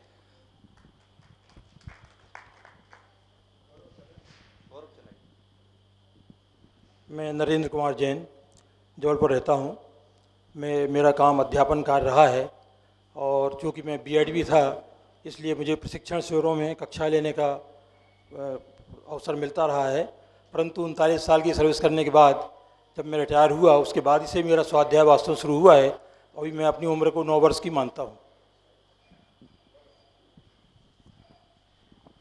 मैं विमल कुमार जैन छिंदवाड़ा से हूँ। वहाँ पर हमारा स्वाध्याय वगैरह गोष्ठी आदि कार्य चलता है, सब लोग साथ में स्वाध्याय करते हैं। मैं अनंत कुमार विश्वंभर, मूल निवास अंतरिक्ष पार्श्वनाथ, जहाँ पर स्वामी जी के द्वारा 1976 में पंचकल्याणक प्रतिष्ठा हुई है। सन 2000 में मेरा शास्त्री पूर्ण हुआ। अभी औरंगाबाद के पास सेलू है, वहाँ पर सर्विस करता हूँ। विगत 15-16 साल से यशपाल जी जी के द्वारा वहाँ स्वाध्याय प्रारंभ हुआ था वो कंटिन्यू में चलता है। जब से मैं गया हूँ तो मैं भी वो लेता हूँ। वहाँ के सुभाष जी काला और मैं, हम दोनों वहाँ पर नियमित स्वाध्याय लेते हैं और पाठशाला भी चलती है। वहाँ पे कम से कम 100 घर के आसपास समाज है, खंडेलवाल समाज भी है, सैतवाल समाज भी है। इस प्रकार पूरी गतिविधियों में हम शामिल रहते हैं और गतिविधियाँ वहाँ अच्छी तरह से चलाने का प्रयास करते हैं। मैं अमित महावीर घाट कोल्हापुर के पास 20 किलोमीटर हुपरी गांव में रहता हूँ। स्वाध्याय हर दिन रहता है और बिजनेस करता हूँ।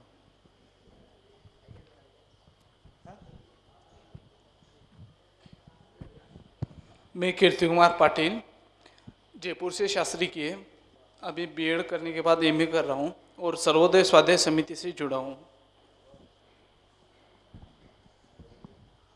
मैं अनिल अलमान कोल्हापुर डिस्ट्रिक्ट हिरले गांव से, और मैंने भी जयपुर से शास्त्री किए, अभी बीए बीएड हुआ है और सर्वोदय स्वाध्याय समिति के अंडर में तत्व प्रचार करता हूँ और अपने गांव में भी तत्व प्रचार करता हूँ।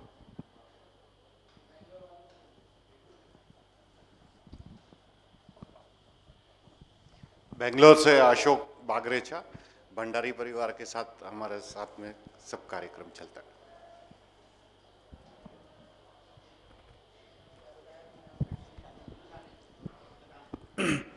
मेरा नाम राजेंद्र सांगावी है और मैं कर्नाटक का हूँ और मैं शिक्षक के वृत्ति में हूँ।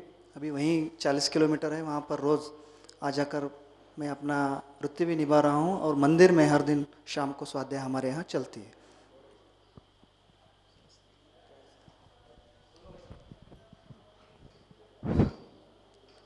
मेरा नाम शांतिनाथ खोत है, मैं अभी हुपरी में रहता हूँ। मेरा बैंक में मैं ऑफिसर काम करता हूँ, लेकिन इससे ही ज़्यादा मुझे रुचि ये तत्व प्रचार में है। 1990 में हम आदरणीय यशपाल अन्ना जी और हमारे एक गुजर गए पंडित एम.बी. पाटिल के माध्यम से सर्वोदय स्वाध्याय समिति का गठन किया है और उसके माध्यम से वो जो दक्षिण प्रांत है, पश्चिम महाराष्ट्र और उत्तर कर्नाटका के बीच में पूरा जो का दिगंबर जैनों का जो गढ़ है, वहाँ ये गुरुदेव श्री की जो तत्व प्रणाली है उसके तत्व प्रचार में ये समिति का काम शुरू है। जितना हमारे पास है और जितनी हमारी टाइम मिलता है वो सभी हम इस तत्व प्रचार में लगा देते हैं। और जो ये सभी जयपुर के जो वहाँ के जो विद्यार्थी शास्त्री होके आए हैं, उनके लिए ये संस्था एक आदर्श बनी है और उनके लिए एक व्यासपीठ भी मिला है सर्वोदय से, और उनके माध्यम से ज़्यादा से ज़्यादा काम शुरू है। और अभी जो इतना गतिविधि की हम ज़्यादा गतिविधि की जो कार्य शुरू है उसके पूरी जिम्मेदारी हमारी पंडित जिनचंद जी आलमान के ऊपर है और सभी है, अभी शुरू है। आप विद्वान लोग भी बहुत हमको सहयोग दिए हैं, सभी लोग आए हैं। पंडित राजेंद्र कुमार जी है, राकेश जी ने तो शुरुआत की है, अभय जी आए थे, डॉक्टर साहब भी 2-3 बार आए थे। अभी मंचासन जितने विद्वान हैं इन सभी का मैं अनुरोध करता हूँ कि आप इस कोल्हापुर भाग में बार बार आओ, ऐसा आमंत्रण निमंत्रण दोनों देता हूँ। आप आओ और ये गुरुदेव की तत्व प्रणाली में आपका जितना सहयोग हमें मिले और हमारे आपको मिले, ऐसा दोनों का आदान प्रदान हो जाएगा। और ये जो कार्य शुरू है ये घर घर में पहुंचने की जो जिम्मेदारी अपने खुद के कल्याण के लिए है और दूसरों के लिए है। इसकी गतिविधि ज़्यादा से ज़्यादा बढ़कर ये तत्व प्रचार घर घर में पहुँचे, ऐसी शुभ भावना व्यक्त करके मेरा जय जन।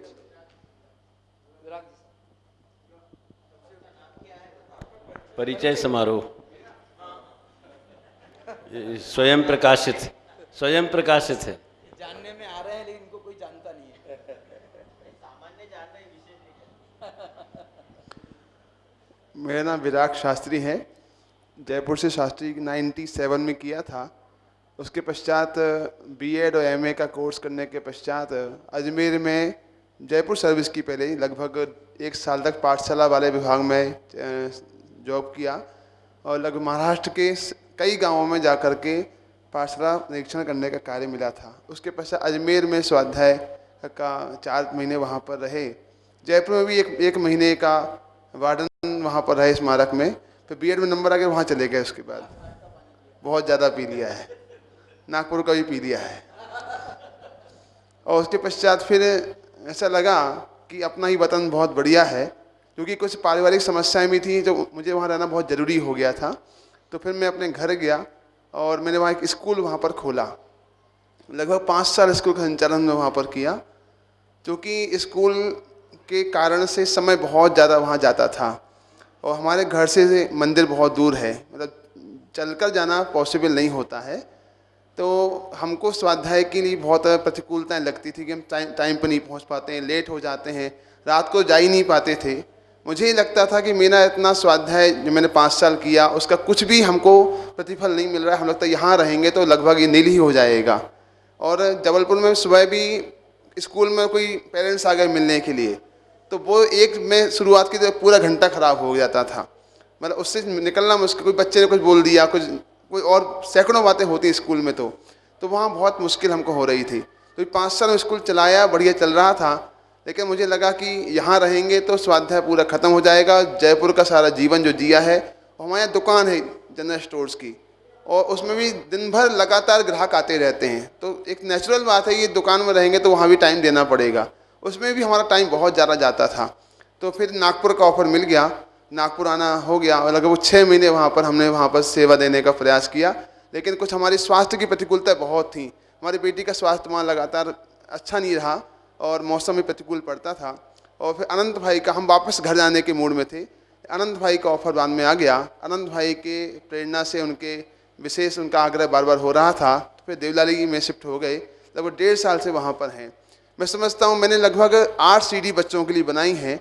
बहुत पहली बार ऐसा प्रयास किया, लेकिन ज़्यादा बड़ा मंच हमको आनंद भाई के पास मिल रहा है, न केवल सामाजिक बल्कि सारे रूपों में। स्वाध्याय के लिए भी देवलाली का स्थान बहुत बढ़िया है। खास तौर पर मुझे अपने पड़ोसी सीट पर भाई साहब बैठते हैं, भाई जी, लगभग 4 घंटे डेली उनकी सीटिंग हमारे ऑफिस में होती है। वो भले ही कुछ ना कहें ना समझाएं, लेकिन उनके बैठने मात्र से हमें सहज ही उनके व्यक्तित्व का, उनके अध्ययन का बहुत लाभ मिलता रहता है। क्योंकि हो सकता है कई छोटी सामान्य बातों में उनके कई अनुभव सामने हमें मिल जाते हैं।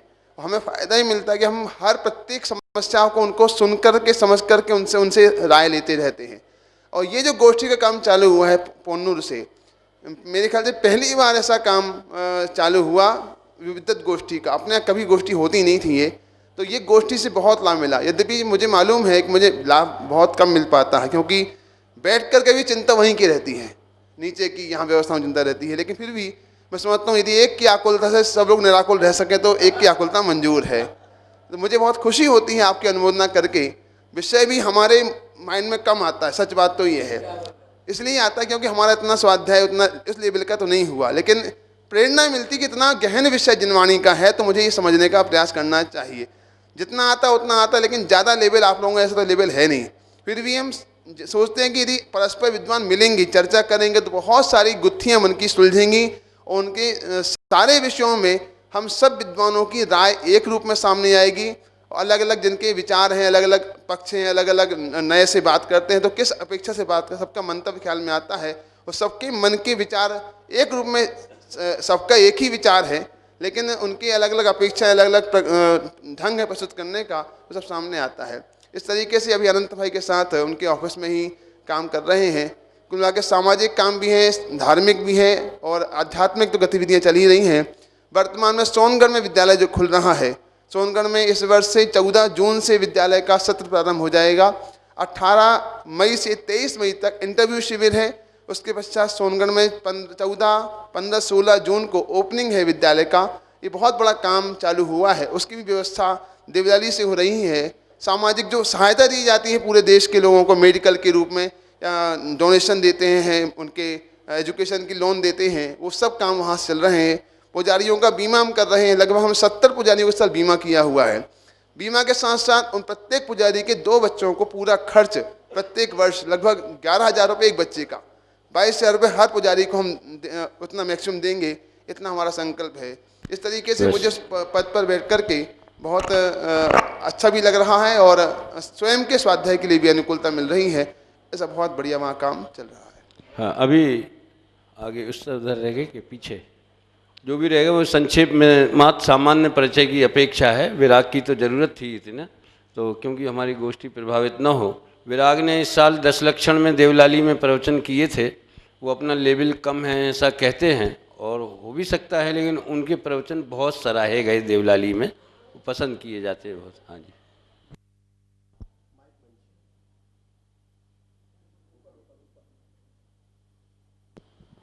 मिलेंद्र शाह मेरा नाम है, बम्बई से आया हूँ, इंश्योरेंस का बिजनेस करता हूँ। रोज़ाना सुबह नीलेश भाई नवीन भाई के साथ स्वाध्याय करता हूँ, शाम को दिनेश भाई और डॉक्टर उज्ज्वला बहन के घर 2 घंटे हमारा स्वाध्याय चलता है। नवीन मेहता, बम्बई रहता हूँ, सुबह शाम सिमंदर जिनालय में स्वाध्याय होता है, नीलेश भाई के साथ में। नीलेश साहब बम्बई से, मेरा वहाँ पर बिजनेस है, सिमंदर जिनालय से मैं जुड़ा हुआ हूँ। मेरा सुबह वहाँ पर सिमंदर जिनालय में और क्लासेस भी लगती है, और शाम को भी हमारा प्रवचन मतलब वसंत भाई जी के घर पे हमारा स्वाध्याय चल रहा है। मैं नागपुर से जय कुमार देवड़िया, हमारे यहाँ श्री कुंद कुंद दिगंबर जैन स्वाध्याय मंडल का मैं ट्रस्टी हूँ। हमारे यहाँ 2 साल पूर्व श्री महावीर विद्या निकेतन के नाम से हमने एक संस्था भी खोली है, जिसमें 35 बच्चे विद्यार्थी अभी अध्ययनरत हैं। इस साल 15 विद्यार्थी हमें और लेना है। आप नागपुर क्षेत्र में आपके आसपास जो भी आपके रिश्तेदार वगैरह हैं, उन्हें आप हमारे यहाँ भेजिए। हम 8वीं क्लास में बच्चों को एडमिशन देते हैं। सुबह का जो स्वाध्याय है आत्मानुशासन में श्री पंडित विपिन जी शास्त्री लेते हैं, और शाम का जो स्वाध्याय है मोक्ष मार्ग प्रकाशक पर गुरुदेव जी के प्रवचन वो पंडित अशोक कुमार जी लेते हैं। वर्तमान में 4-5 विद्वान हमारे नागपुर क्षेत्र में हैं, और श्री राकेश जी का भी हमारे नागपुर में अभी आने का निश्चित हुआ है। हमें इसके बात की बहुत बहुत खुशी है, और आप लोग कीर्तन ध्वनि से उनका स्वागत करेंगे, ऐसी मैं आपसे आशा करता हूँ। पुनरागमन।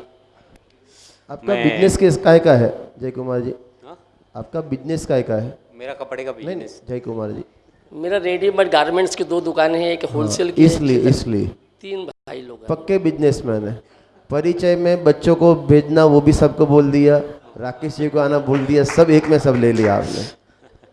मैं विजय कुमार राउत, एक छोटा सा गांव है रिठत करके, वाशिम डिस्ट्रिक्ट में, महाराष्ट्र में ही, वहाँ कपड़े का धंधा करता हूँ। रात को स्वाध्याय चलता है सामूहिक, और 1981 से जयपुर से प्रवचनार्थ पर्यूषण या अन्य का प्रोग्राम में जाता हूँ।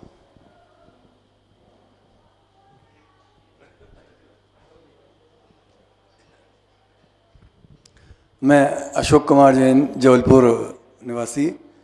हमारा व्यापार चाय का है, और हमारे यहाँ जो वितराग विज्ञान मंडल उसका मैं ट्रस्टी अध्यक्ष हूँ। कुंद कुंद कहान 30 कक्षा में मंत्री हूँ, और अनेक संस्थाओं में अनेक जगह जहाँ भी मौका मिलता है सेवा देने का भाव रखते हैं। स्वाध्याय प्रतिदिन राजेंद्र जी का मिलता है, निजी स्वाध्याय भी चलता है।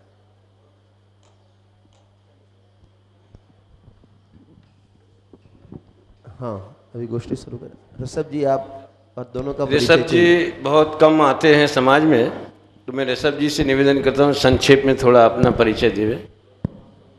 हाँ हाँ हाँ, नहीं, अब दोनों का परिचय हो जाए फिर आपका। अभी परिचय मैं, हाँ सभी का, आप शुरू करो। अच्छा,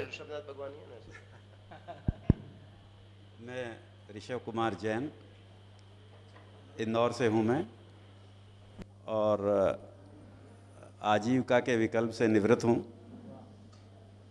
और जो अभी 5 साल पहले इंदौर में कुंद कुंद कहान परमागम ट्रस्ट के द्वारा जो स्वाध्याय भवन बना है, उसमें हम दोनों टाइम स्वाध्याय करते हैं, और बाकी का जीवन पूरा स्वाध्याय के लिए समर्पित कर दिया है।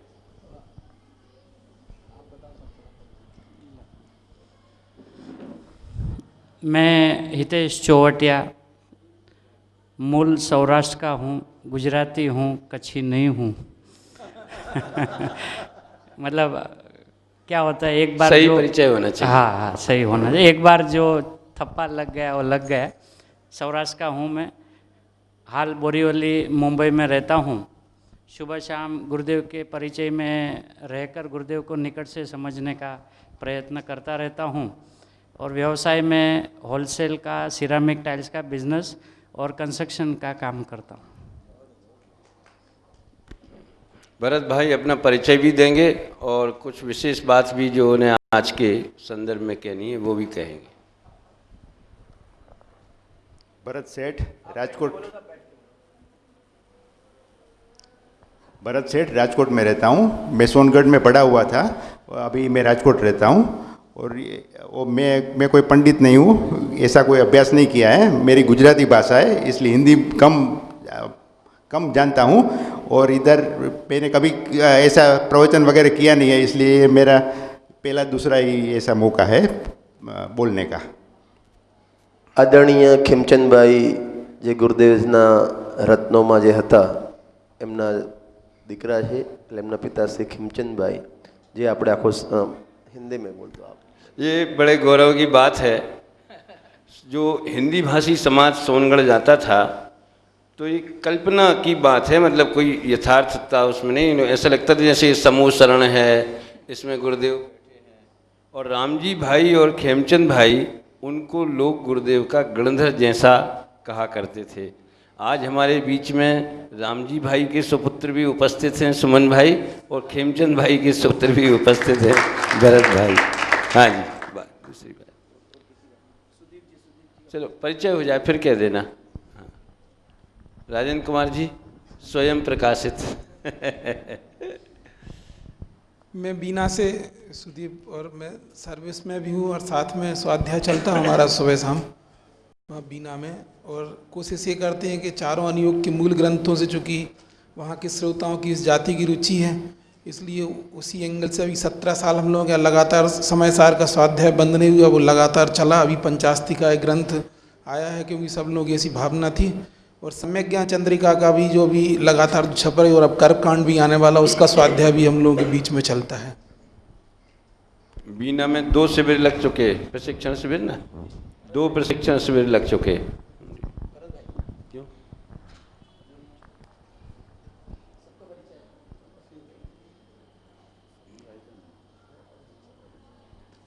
अभी ये जो अपनी स्वपर प्रकाशक की ये जो गोष्ठी चल रही है, उसमें अपन ने गुरुदेव के प्रवचन सुने।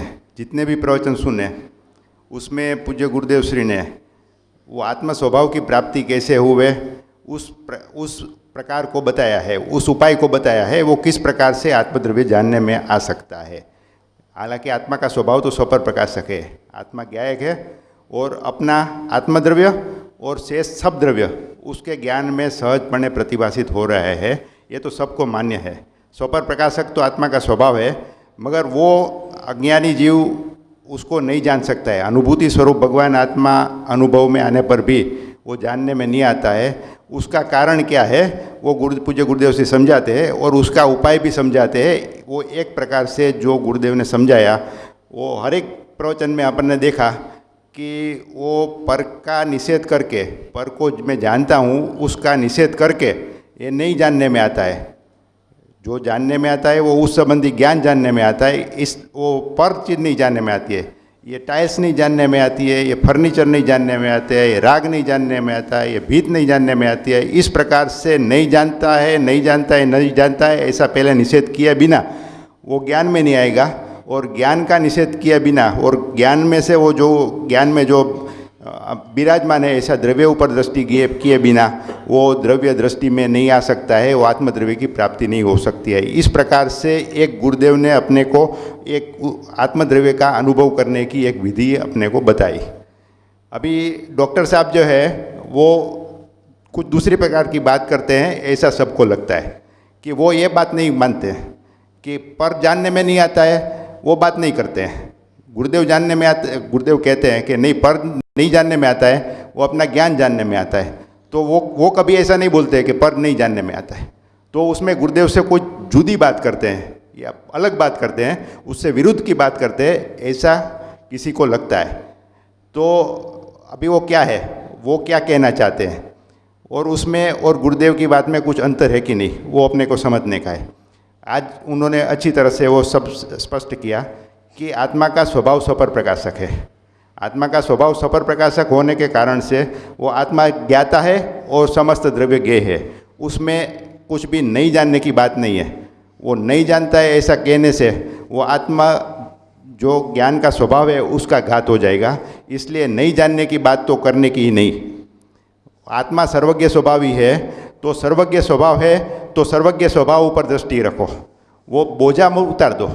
ये मेरे को जानने का है, ये जानने का है, क्या जानने का है, वो बोझा उतार के अपना सर्वज्ञ स्वभावी आत्मद्रव्य है उसको जानो। वो ऐसा नहीं कहते हैं कि उसको जानते रहो।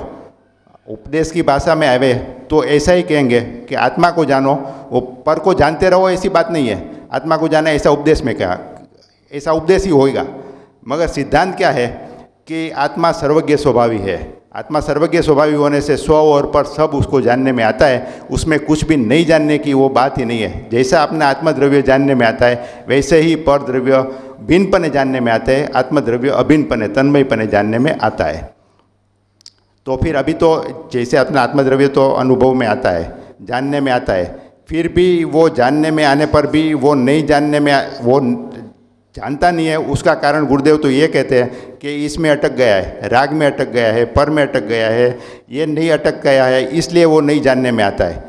सामान्य स्वभाव आत्मा का स्वपर प्रकाशक होने पर भी, उसमें अनुभूति स्वरूप भगवान आत्मा आने पर भी वो पर को जानने में अटक गया है, इसलिए स्व का ज्ञान उसको नहीं होता है। अभी डॉक्टर साहब ने ऐसा बोलते हैं कि नहीं उसका निषेध मत करो, तो फिर क्या करने का कि वो ज्ञानावरण के क्षयोपशम के अनुसार वो जो ज्ञान की जानने की योग्यता होगी वही ज्ञेय ज्ञान में जानने में आ जाएगा। वो ऐसा सूत्र है ना कि स्वावरण कर्म के क्षयोपशम के लक्षण के अनुसार उसका जैसा कि क्षयोपशम होगा और योग्यता होगी उस प्रकार के ज्ञेय उस ज्ञान में जानने में आएंगे ही।